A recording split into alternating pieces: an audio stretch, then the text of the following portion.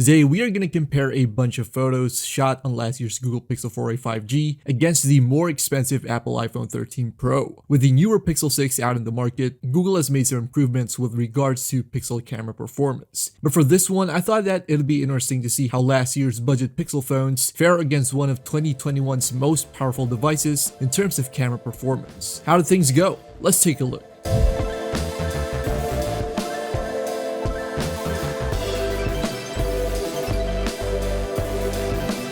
Alright, so a while back, I posted two photos on Twitter comparing the night mode performance of the Pixel 4a 5G against the iPhone 13 Pro. These were two pictures shot only a couple of minutes apart and were also taken on automatic settings. The post got a bit of engagement and a lot of people did seem to prefer night sight on the Pixel photograph, noting that the 13 Pro was pretty heavy on contrast, and as a result we got some pretty darkened parts of the picture. Of course, some people did prefer the iPhone photo, but it was obvious that contrast was more apparent in this one. Sometime later, I posted another night mode comparison, which got even more engagement, and in that one I compared the Pixel 4a to the iPhone 13 Pro. The results were fairly similar, and as with the first one, a lot of people were quick to point out that the iPhone was heavy on contrast, while some complained that the Pixel photo was too bright for a night mode shot. Either way, it was a pretty subjective affair, but in the same way as the first one, there was a lot more exposure and detail in the Pixel photo. Personally, I preferred the way that the Pixel handled low light photos, but it was a pretty interesting comparison. So as a follow-up, I did a few more night mode photos with both the Pixel 4a and the iPhone 13 Pro. As you can see here, there was a difference in tone. In a lot of shots, the iPhone did seem a bit warmer compared to the Pixel 4a.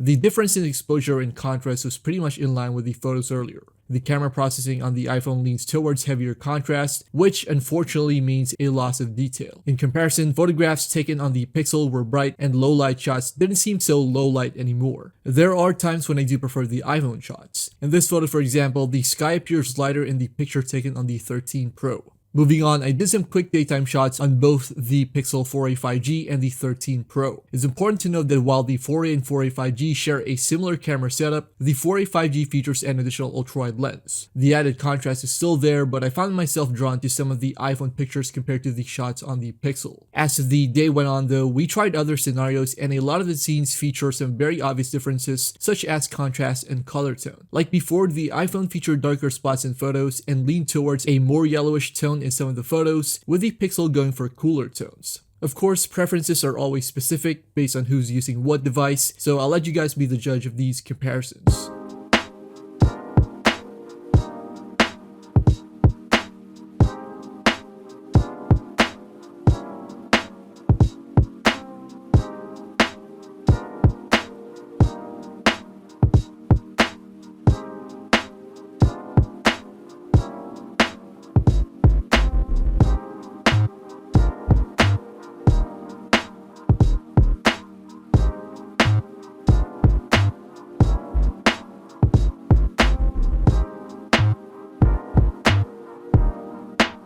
To sum things up, I think it's fair to say that all these phones we featured in the video take great photos, albeit at different price points. Differences in image processing like contrast, color tone, exposure, and whatnot will be subjective, although I still maintain that by default, the iPhone bumps up the contrast in photos, which isn't always a bad thing if that's what you prefer. On the other hand, if you want brighter photos with more exposure, then the Pixel phones do a good job of delivering decent exposure and dynamic range. Whatever you choose though, both brands will be great for casual mobile photography. For more tech videos, head on over to TVRY here on YouTube. Thanks for watching, and I'll see you in the next one.